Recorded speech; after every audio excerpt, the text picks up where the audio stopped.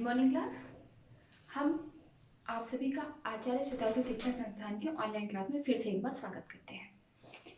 हम अपना वीडियो पर्यावरण शिक्षा पे बीएड द्वितीय सेमेस्टर के लिए लेकर के आए हैं। इसके पहले हम क्लास में पर्यावरण की बात किए थे। पर्यावरण का अर्थ है, परिभाषा है, पारितंत्र है, इन सब की बात हमने किया था। हम पारितंत्र की बात लास्ट क्लास में किए थे और पारितंत्र की परिभाषा मैंने आपको बताया था कि जीवों के रहने के स्थान का अध्ययन करना ही पारितंत्र कहलाता है, पारिस्थितिकी कहलाता है। पारितंत्र नहीं, पारिस्थितिकी की बात हम किए थे, ठीक है ना। पारिस्थितिकी बताने के लिए आपको हम दो शब्दों से परिचित कराए थे, एक पर्यावास, दूसरा निकेत, ठीक है।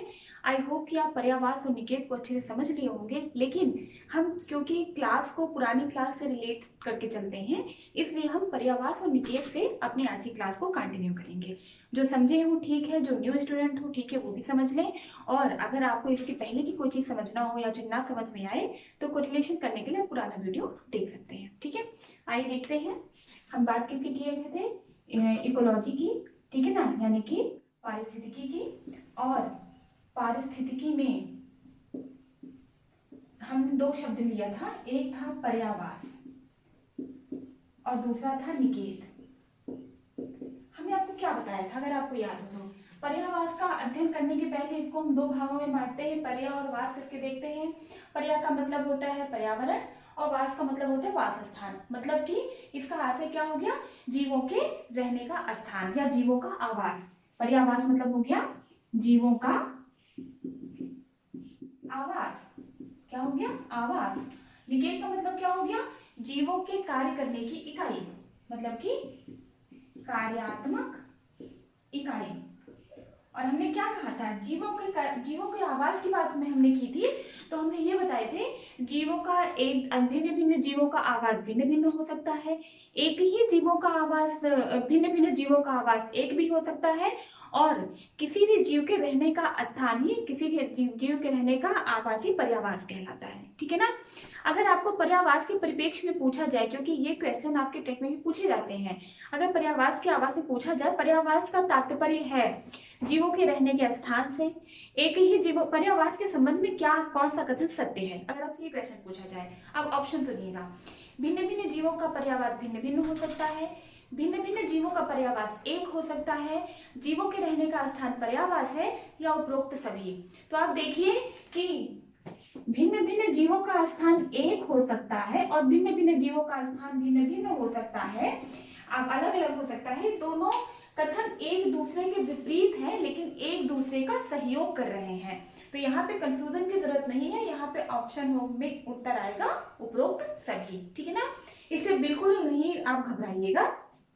कार्यात्मक इकाई कभी कभी आता है कि व्यक्ति की किसी भी जीव की व्यापारिक इकाई क्या कहलाती है, पर्यावास कहलाती है, निकेत कहलाती है, ए और बी दोनों, या इनमें से कोई नहीं। तो क्या होगा, किसी भी जीव की व्यापारिक इकाई का आशय क्या है कि कार्य करने की इकाई ही तो ही व्यापारिक इकाई। व्यापारिक इकाई, व्यापार क्या है, मान लीजिए सपोज है शिक्षण हमारा व्यापार है, हम क्या है, शिक्षक है, तो शिक्षक हम क्यों हैं, ये हमारी कार्यात्मक इकाई ही तो हुई, ठीक है।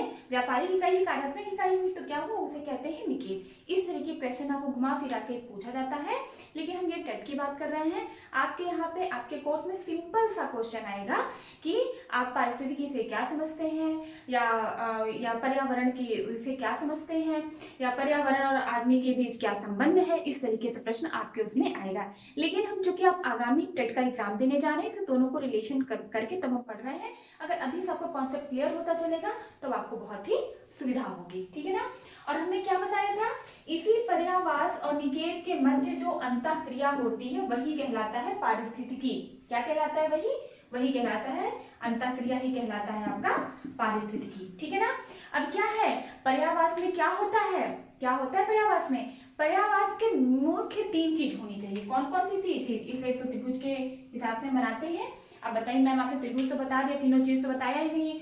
तो पर्यावास किसी भी जीव का कहाँ होगा, जहां क्या पाया जाता है, जहां पाया जाता है जल, और क्या पाया जाता है, जहां पाया जाता है भोजन, और क्या पाया जाता है, जहां पाया जाता है उसके लिए सुरक्षित आश्रय, तो वही होता है किसी भी जीव का पर्यावास, ठीक है ना। यहाँ पे हमने पारिस्थितिकी समझा, पारिस्थितिकी समझने के लिए हम क्या समझे, हम समझे पर्यावास और निषेध। अब पर्यावास और निषेध को आप अच्छे से समझ लीजिएगा, फिर भी अगर नहीं समझ में आता है तो आप हमसे पुनः पूछिएगा, हम आपको पुनः बताएंगे, ठीक है। इसको हम इस बात की चर्चा हम इसके पिछले क्लास में किए थे, उस क्लास को हम यहाँ पे रिलेट करके चले हैं बस, और कुछ नहीं, क्योंकि हमें यहाँ पढ़ना है पारिस्थितिकी तंत्र, इकोसिस्टम, इसलिए हमें फिर से इकोलॉजी को एक्सप्लेन करना जरूरी हो गया था, ठीक है ना। तो क्या हम लिखते हैं, हेडिंग डालिए पारिस्थितिकी तंत्र। कहने का मतलब है इको सिस्टम। अब ध्यान दीजिएगा, इको शब्द इकोलॉजी से बना है, इको शब्द किससे बना है, इकोलॉजी से, और सिस्टम शब्द होता है तंत्र या सिस्टम, आप सिस्टम कहाँ से समझते हैं, ठीक है ना। इकोलॉजी का मतलब होता है पर्यावरण ही होता है, इकोलॉजी यानी पर्यावरण, पर्यावरण यानी प्रकृति, ठीक है ना। तो ये क्या है, इसके दो चीज में करके चलेंगे, पहला प्रकृति, ठीक है ना, और अगर प्रकृति है तो दूसरा क्या है, सिस्टम, कार्यात्मक क्षमता, कार्यात्मक क्षमता। क्योंकि हमें जो पारिस्थितिकी है उसी, अच्छा सिस्टम कहाँ होता है, जैसे हम कहते हैं कि हम कोई काम कर रहे हैं, लोग कहते हैं काम तो हम सब करें, लोग कहते हैं भाई ढंग से कर लो, ढंग मतलब क्या होता है, सिस्टम, कहते हैं भाई सिस्टम से आइए, आ तो रहे हैं आप लोग, पढ़ तो रहे हैं आप लोग, सिस्टम से पढ़िए। पढ़ना क्या है, हम फर्स्ट यूनिट भी पढ़ा दे, सेकंड भी पढ़ा दे, अगले दिन थर्ड पढ़ा दे, अगले दिन कोई भी उठा के चल दे, तो आप ये कहेंगे मैम थोड़ा सिस्टम से पढ़ाइए, क्योंकि आप यूनिट वाइज यूनिट अलग करके चलिए। तो वही है, जब पारिस्थितिकी में एक सिस्टम से काम हो, सिस्टम का मतलब होता है वैज्ञानिक तरीके से, ठीक है ना, उसका वैज्ञानिक अध्ययन, ठीक है ना। अगर हम वैज्ञानिक अध्ययन किसी भी जीव के कार्यात्मक इकाई का जो वैज्ञानिक अध्ययन करना होता है, वही क्या कहलाता है, वही कहलाता है इकोसिस्टम। तो क्या है, किसी भी जीवों के प्रकृति के कार्यात्मक इकाई का जो वैज्ञानिक अध्ययन होता है, जो वैज्ञानिक अध्ययन होता है। वैज्ञानिक अध्ययन क्या होता है, विज्ञान क्या होता है, किसी भी चीज की सुसंगठित, सुव्यवस्थित तथा क्रमबद्ध ज्ञान को हम विज्ञान कहते हैं। तो यहाँ भी पारिस्थितिकी क्रमबद्ध ज्ञान को एक क्रम की बात करते हैं, तो उसे क्या कहेंगे, हम इकोसिस्टम कहेंगे। तो क्या कहलाता है, वही हमारा कहलाता है इकोसिस्टम, ठीक है। दूसरी चीज में समझिएगा, प्रकृति क्या है, आप अगर आप बात करते हैं किसी भी जीव की दो प्रकार की प्रकृति होती है, ठीक है। कौन सी प्रकृति होती है, ये एक दूसरे को तीनों को जोड़ लेंगे, ठीक बन गया। किसी भी जीव के कार्यात्मक, किसी भी जीव के प्रकृति के कार्यात्मक इकाई के वैज्ञानिक अध्ययन को ही, क्योंकि यहाँ पे जीव शब्द रहता है ना, तो क्या हो गया, किसी भी जीव के प्रकृति के कार्यात्मक क्षमता का वैज्ञानिक अध्ययन क्या कहलाता है, इकोसिस्टम कहलाता है। अब जीव की प्रकृति कैसे होती है, जीव किस प्रकार के होते हैं, जीव में कितने क्या क्या पाया जाता है, एक जैविक घटक पाया जाता है, दूसरा अजैविक घटक पाया जाता है, यही तो पाया जाता है ना। अजैविक घटक जैविक होते हैं और अजैविक होते हैं। जैविक में वो सभी होते हैं जितने जंतु और जितनी वनस्पतियां होती हैं, सब जैविक होते हैं। अब आप ध्यान दीजिए, अगर हम पूछें कि क्या जैविक घटक अजैविक को प्रभावित करते हैं, तो क्या बिल्कुल करते हैं।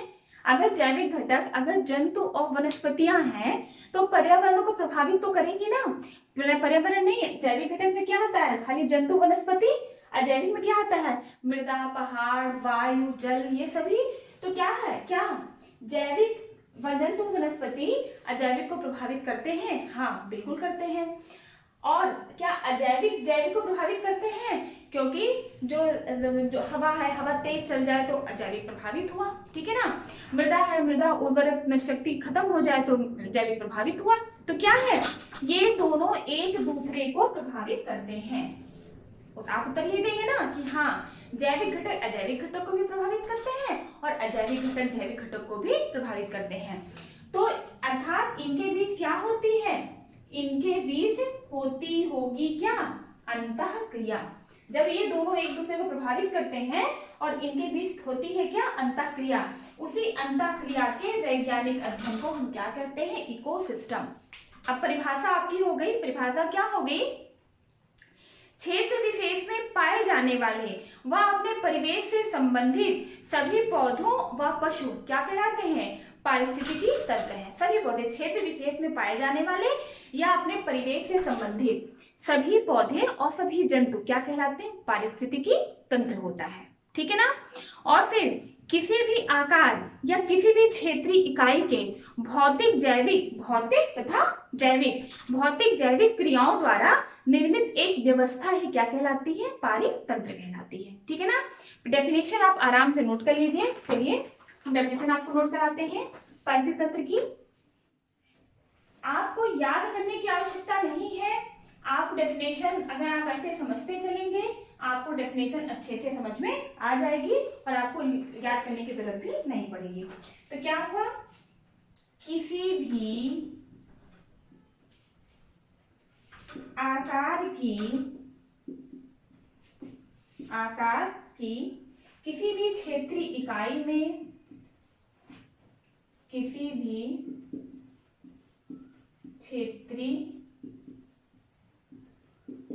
में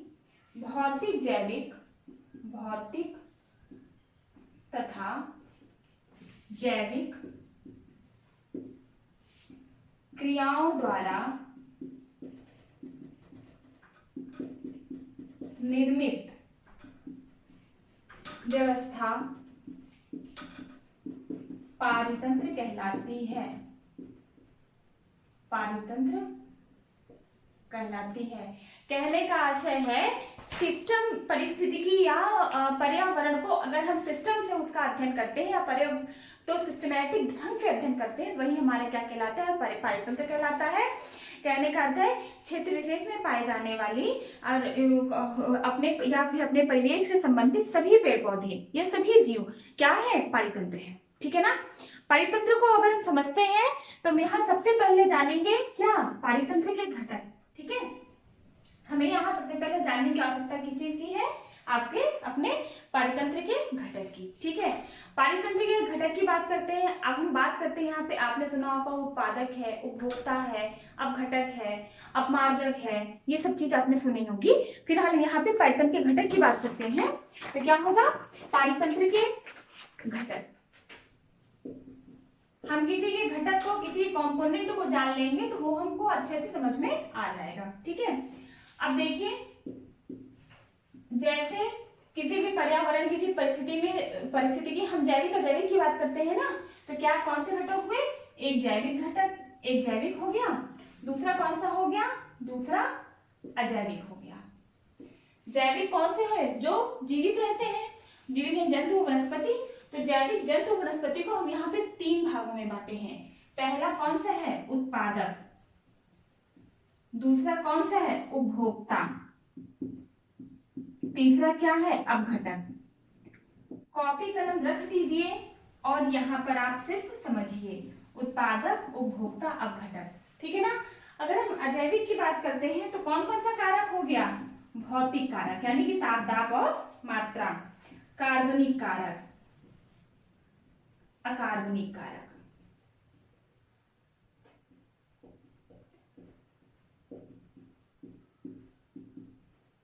क्या है, भौतिक कारक, कार्बनिक कारक, अकार्बनिक कारक। अब हम एक एक टॉपिक को लेके चलते हैं। सबसे पहले हम आपको उपभोक्ता के बारे में बताएंगे। देखिए, उपभोक्ता होता कौन है, उपभोक्ता वे सभी पेड़ पौधे होते हैं। उपभोक्ता मतलब होता है कि जो अपने आप, उपभोक्ता का मतलब प्रोड्यूसर, जो एनर्जी को प्रोड्यूस करे, क्योंकि वातावरण में ऊर्जा का जो स्रोत है वो यही उपभोक्ता है। उदाहरण समझिएगा, जैसे मान लीजिए ये कोई प्लांट है, क्या है ये, कोई प्लांट है, ठीक है ना, कोई पौधा है, ठीक है ना। ये ग्रीन कलर का है, अगर ग्रीन कलर का है जिसमें क्या पाई जाती है, पौधों में, ये भी क्वेश्चन के कंपटीशन के दृष्टि से इंपॉर्टेंट है कि पौधों के में एक पिगमेंट पाया जाता है, एक रंजक पाया जाता है जिसे हम कहते हैं क्लोरोफिल। इसी क्लोरोफिल पिगमेंट के कारण प्लांट का जो कलर होता है वो ग्रीन होता है। पूछा जाए पौधों का रंग हरा क्यों होता है, क्योंकि उसमें क्लोरोफिल पाया जाता है। तो पौधों में क्या पाया जाता है, क्लोरोफिल, ठीक है ना। और ये क्या करते हैं, ये सन से लेते हैं क्या, सनलाइट, सन से क्या लेते हैं, सनलाइट, क्लियर। और ये वायुमंडल से क्या लेते हैं, carbon dioxide, is it clear. और इनका जो भाग यानी कि जड़ वाला भाग जमीन के अंदर होता है, वहां से क्या लेते हैं, पानी और प्लस खनिज, पानी प्लस खनिज। इन सब की क्रिया से ये अपना भोजन स्वयं बनाते हैं, अपने भोजन का निर्माण स्वयं करते हैं। इसीलिए इनको क्या कहते हैं, इनको एक भाषा में और कहते हैं ऑटोट्रॉफ, ऑटोट्रॉफिक, या फिर हिंदी में कहते हैं हम स्वपोषी। स्वपोषी का अर्थ क्या है, जो अपना पोषण स्वयं करे उसे हम स्वपोषी कहते हैं, ठीक है। और स्वपोषी कौन होते हैं, जितने भी ग्रीन प्लांट्स होते हैं, ग्रीन पौधे होते हैं, जितने भी वनस्पतियां होती हैं, वे सभी स्वपोषी होती हैं, ठीक है। अगला समझिएगा। अब आपसे पूछा जाए प्रकाश संश्लेषण, इसी क्रिया को, जो पौधे ये क्रिया करते हैं, इसी क्रिया को कहते हैं प्रकाश संश्लेषण, क्योंकि प्रकाश की उपस्थिति में हरे पौधे करते हैं। पौधे हरे कब होते हैं, जब उनमें क्या पाया जाता है, उनमें पाया जाता है क्लोरोफिल। तो क्या होता है, हरे पेड़ पौधे सूर्य की उपस्थिति में वायुमंडल से कार्बन डाइऑक्साइड लेकर के और जल से, जमीन से यानी कि पृथ्वी से जल और खनिज लेकर के सूर्य की उपस्थिति में अपने भोजन का निर्माण स्वयं करते हैं। और क्या है, इस क्रिया को हम क्या कहते हैं, प्रकाश संश्लेषण कहते हैं। और ये कौन करता है, ये स्वपोषी पौधे करते हैं। फिर यार प्रकाश संश्लेषण आपके साइंस का पार्ट हो गया, थोड़ा सा जीके का पार्ट हो गया। पर्यावरण का पार्ट तो है ही है, पर्यावरण में सभी आता है, ठीक है ना, ईवीएस के अंतर्गत पर्यावरण आ रहा है। तो हम यहाँ उत्पादक का मतलब आप समझे, जो और प्रकृति में ऊर्जा का उत्पादन का, जो प्रकृति में ऊर्जा के स्रोत है, ये यही ग्रीन प्लांट है। इसके बाद आपको हम और भी बताएंगे, पहले आप इसको समझिए, ये भी ग्रीन प्लांट है, ठीक है ना। तो ग्रीन प्लांट क्या होते हैं, ग्रीन प्लांट जितनी भी वनस्पतियां होती हैं, वनस्पतियां वो सब क्या है, वो सारे उत्पादक हैं, ठीक है ना। और उत्पादक जितने वनस्पति जगत है वो सारे उत्पादक यानी कि पेड़ पौधे, ठीक है ना। और इन्हीं को हम क्या कहते हैं, पोषण का निर्माणकारी। क्या कहते हैं हम, पोषण का निर्माणकारी। तो उत्पादक समझ में आया। जैविक क्रिया में, जैविक में सबसे पहला है उत्पादक। उत्पादक कौन होते हैं, वो जो अपना भोजन का निर्माण स्वयं करते हैं। अगर आप उत्पादक की डेफिनेशन है तो लिख सकते हैं, पारितंत्र में उत्पादक वर्ग से तात्पर्य वनस्पति जगत से होता है, जिसके अंतर्गत क्या आते हैं, जिसके अंतर्गत पेड़ पौधे आते हैं, ठीक है ना। दूसरा आप क्या लिख सकते हैं कि ये पृथ्वी पर पोषण का प्रथम निर्माण करता है। मैंने बताया ना, पोषण का निर्माण करता होते हैं, क्योंकि ये पृथ्वी से सीधे क्या लेते हैं, पृथ्वी से H2O पानी और क्या लेते हैं, खनिज लेते हैं, और अपना सूर्य के उपस्थिति में अपना भोजन स्वयं बनाते हैं। इसलिए पृथ्वी पर भोजन पोषण के प्रथम निर्माण करता होते हैं, ठीक है ना। और ये कैसे अपना भोजन बनाते हैं, वायुमंडल से कार्बन डाइऑक्साइड प्राप्त करके, सूर्य का प्रकाश प्राप्त करके, मृदा से जल और पोषण लेकर के, जल और खनिज लेकर के अपना भोजन बनाते हैं, ठीक है। उत्पादक समझ में आया, क्लियर हुआ। आगे चले, अब हम आते हैं उपभोक्ता। अगर आप उपभोक्ता पढ़ रहे हैं तो उपभोक्ता को आप 3 पार्टों में बांट लीजिए, क्योंकि आप जानते हैं इसको मिटा दे रहे हैं, ठीक है। अगर उपभोक्ता पढ़े, उपभोक्ता को हम 3 पार्टों में बांट लेते हैं। देखिए, पहला प्राथमिक उपभोक्ता, प्राथमिक उपभोक्ता, दूसरा द्वितीयक उपभोक्ता, तीसरा तृतीयक उपभोक्ता।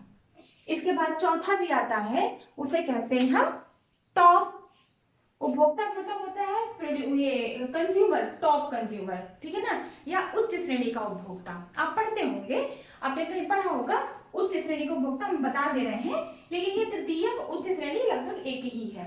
हम डायरेक्ट उच्च श्रेणी भी कह देते हैं, तृतीयक भी, उसमें तृतीयक के बाद भी उच्च श्रेणी कहते हैं।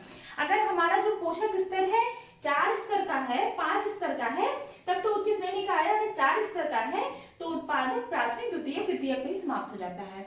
ये हमारे स्तर पे डिपेंड करता है। जैसे घास है, घास प्राथमिक उपभोक्ता है, घास क्या है, उत्पादक है, घास क्योंकि ग्रीन कलर है, ग्रीन प्लांट है। और घास को खाने वाला जैसे कीट है, कीट आपका क्या हो गया, शाकाहारी यानी प्राथमिक उपभोक्ता। कीट को खाने वाला मेढक है, मेढक द्वितीयक हो गया। मेढक को खाने वाला सांप है, सांप तृतीयक हो गया। सांप को खाने वाला बाज है, यहाँ पे बाज कैसा हो गया, टॉप कंज्यूमर या उच्च श्रेणी का उपभोक्ता हो गया। लेकिन अगर सांप तक ही होता तो कैसा होता, तो तृतीयक तक ही होता, ठीक है ना। तो ये क्या हो गया आपका, ये आपका क्या बन गया, ये आपका एक उपभोक्ता प्रकार हो गया, प्राथमिक उपभोक्ता, द्वितीयक, तृतीयक उपभोक्ता। अभी हम उपभोक्ता को, उच्च श्रेणी उपभोक्ता को हटा दे रहे हैं क्योंकि ये तृतीयक का ही लक्षण से मिलता जुलता है। मतलब तृतीयक को कोई और खा सकता है, उच्च को कोई और नहीं खा सकता है, ठीक है।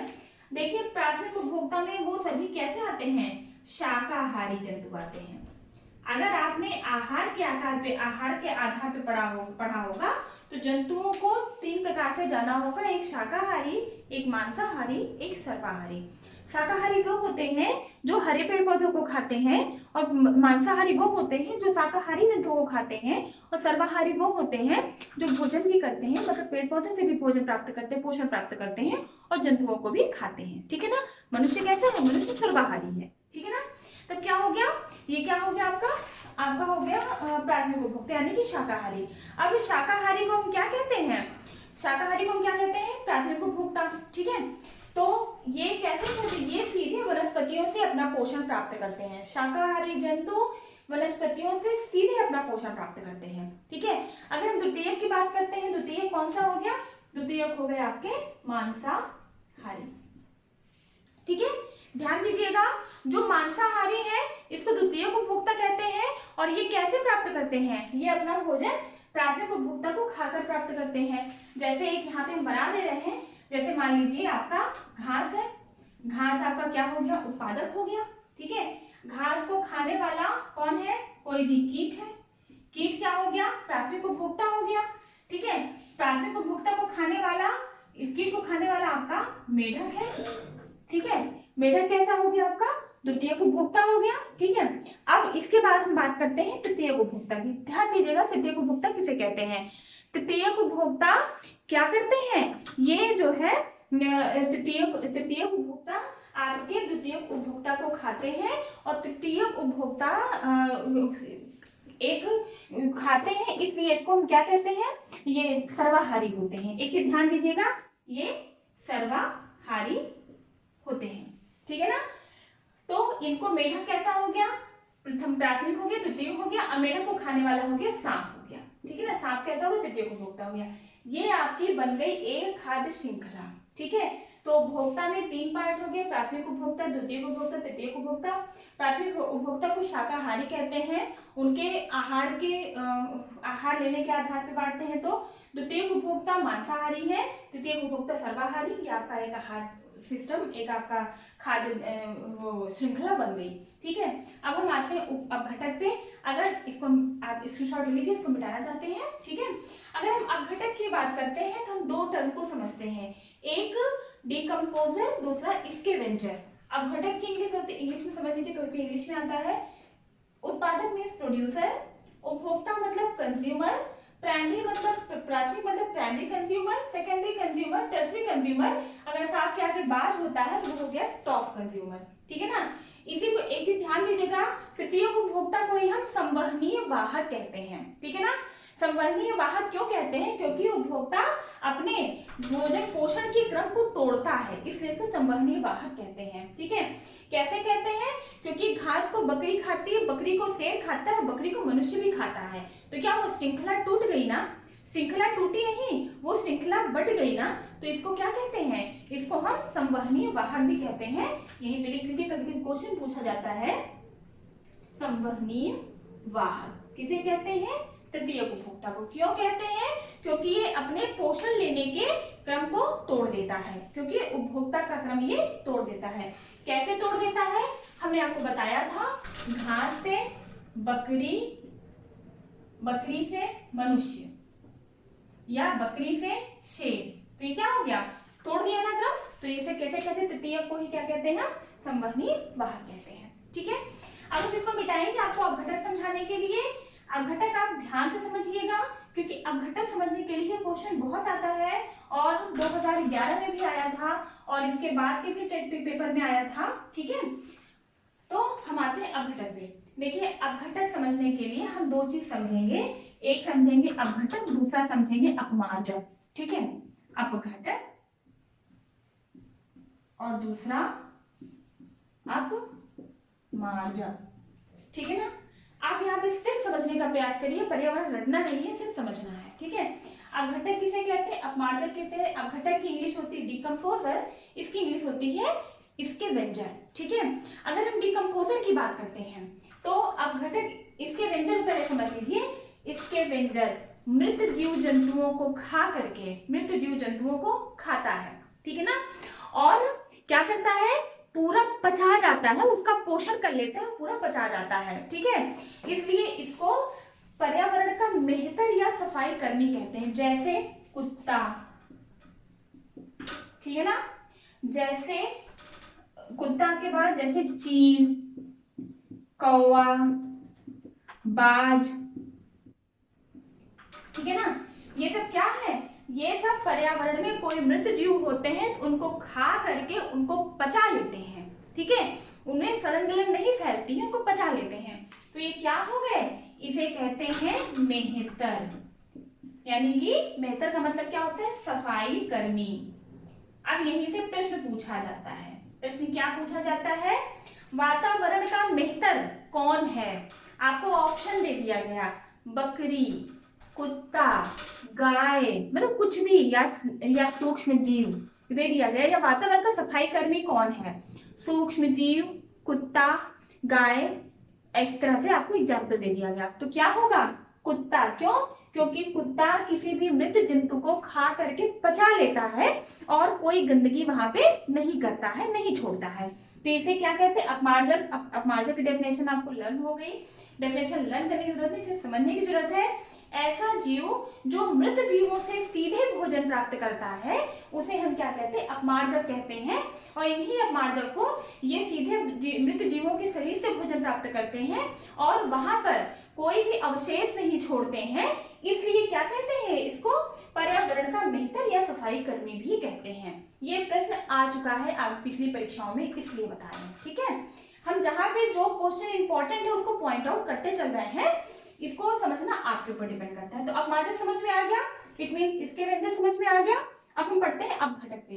अपघटक की इंग्लिश होती है डिकम्पोजर। डिकम्पोजर समझिएगा, डिकम्पोजर ऐसे सूक्ष्म जीव हैं, डिकम्पोजर ऐसे सूक्ष्म जीव हैं जो क्या करते हैं, जो किसी भी मृत जीव को डिकम्पोज करके, डिकम्पोज मतलब तोड़ करके, उसके अंदर जीव के अंदर जटिल कार्बनिक यौगिक को सरल कार्बनिक यौगिक में परिवर्तित करके मिट्टी में मिला देते हैं, यानी कि ह्यूमस का निर्माण कर देते हैं। ह्यूमस मतलब कार्बन प्लस पोषण, यानी कि ह्यूमस, ह्यूमस बन जाता है ना, तो उसे कहते हैं ह्यूमस। ठीक है, इसको ये रासायनिक अभिक्रिया द्वारा करते हैं। इसमें मुख्यतः आपके आते हैं शैवाल और कवक। कौन सा आते हैं, कवक और शैवाल। ये क्या करते हैं, किसी भी मृत जीव को, इनके अंदर किसी मृत जीव को रासायनिक अभिक्रिया द्वारा जटिल कार्बनिक यौगिक से सरल कार्बनिक यौगिक में तोड़कर उन्हें ह्यूमस में कन्वर्ट करके पुनः मिट्टी की उर्वरा शक्ति बढ़ा देते हैं। तो जो खाद्य, जो हम जैविक क्रिया में जो खाद्य श्रृंखला का एक श्रृंखला थी, एक चेन थी, उसमें इसके व्यंजन नहीं था, उसमें डिकम्पोजर था। डिकम्पोजर, इसके व्यंजन एक नहीं है, अलग अलग है, दोनों में डिफरेंस है। क्या डिफरेंस है ये आपको हमने बता दिया कि अपमार्जक क्या होते हैं। अपमार्जक ऐसे जीव जंतु होते हैं जो पर्यावरण में उपस्थित मृत जीवों को खा के पचा लेते हैं, वहां पे कोई अवशेष नहीं छोड़ते हैं, इसीलिए इन्हें पर्यावरण का सफाई कर्मी या मेहतर कहा जाता है। अपघटक वे होते हैं जो अपने शरीर में उपस्थित रासायनिक पदार्थों द्वारा मृत जीवों के शरीर में पाए जाने वाले जटिल कार्बनिक यौगिक को सरल कार्बनिक यौगिक कन्वर्ट करके उसका ह्यूमस में निर्माण कर देते हैं, उसे क्या कहते हैं, अपघटक कहते हैं। इसका उदाहरण कुत्ता, चील, बाज, कौवा इत्यादि। इसका उदाहरण कवक है, कवक, शैवाल और कोई भी सूक्ष्म जीव, जितने भी सूक्ष्म जीव हैं। एक उदाहरण के रूप में समझिएगा, जैसे मान लीजिए कि एक लकड़ी है, आप लकड़ी देखते होंगे ना, लकड़ी रखी हुई है, आप देख रहे हैं लकड़ी रखी हुई, काफी दिन से रखी हुई है, उसका कुछ पार्ट, और एक चीज ध्यान दीजिए, ये कहाँ पे होता है, ये होता है आपके नम वाले स्थान पे ये पाया जाता है। वो लकड़ी मिट्टी में रखी हुई है, वहां पानी भी पड़ रहा है लेकिन लकड़ी रखी हुई है, काफी दिन बाद आप लकड़ी को पलट के देखते हैं, ऊपर से लकड़ी वैसी ही होती है, सूखी बनी रहती है, लेकिन जो पार्ट उसका मिट्टी से टच होता है वो उसमें सड़न पैदा हो जाती है। तो क्या है, वहां पे सूक्ष्म जीव अपनी रासायनिक अभिक्रिया द्वारा उस लकड़ी को ह्यूमस बनाने का कार्य करने लगते हैं। ठीक है ना, क्लियर हुआ। दूसरी चीज, जैसे आप कोई भी मृत जीव देखेंगे, मृत जीव का शरीर छोड़ देने के बाद कुछ दिन बाद फूल जाता है। क्यों? क्योंकि उसके स्किन पे पोर पाए जाते हैं। जब वो जिंदा रहता है तब आप देखिए तो उसमें उंगलियां नहीं धंसती हैं, अब उसके स्किन पे पोर पाए जाते हैं, उसी पोर्स की सहायता से, उन्हीं छिद्रों की सहायता से सूक्ष्म जीव उसके शरीर में प्रवेश कर जाते हैं और रासायनिक अभिक्रिया करना शुरू कर देते हैं। उसके बाद जब मृत जीवों का शरीर 3 दिन 4 दिन बाद, कोई कुत्ता मर गया, कहीं फिर गया, तो उसके 4 दिन 5 दिन बाद उसमें उंगली धसाएंगे तो उंगली धस जाएगी। क्यों धस जाएगी? क्योंकि उसके अंदर ये डिकम्पोजर उसको डिकम्पोज कर रहे हैं, उसके शरीर में पाए जाने वाले जटिल कार्बनिक यौगिक को सरल में परिवर्तित कर रहे हैं। तो ये क्या करते हैं, ये वातावरण को पहले गंदा करते हैं, फिर साफ करते हैं, गंदा करते हैं और उसको मिट्टी में मिला देते हैं, तो मिट्टी की उर्वरा शक्ति वहां की बढ़ जाती है। ठीक है, क्लियर हुआ। जैविक पार्ट आज क्लियर हुआ। जैविक में आपका उत्पादक अपघटक उपभोक्ता, उत्पादक उपभोक्ता अपघटक क्लियर हुआ। इसकी डेफिनेशन आपको बताते गए हैं, आप उसको लिखिए और डेफिनेशन अपने शब्द में बनाइए, कोशिश करिए, रटी रटाई मत करिए। ठीक है, अब हम अजैविक पार्ट को अगली क्लास में पढ़ाएंगे, क्योंकि और अगर आपको क्लास अच्छी लगी हो तो आप वीडियो को लाइक जरूर कीजिएगा। ठीक है, आप मिलते हैं नेक्स्ट क्लास में। Thank you.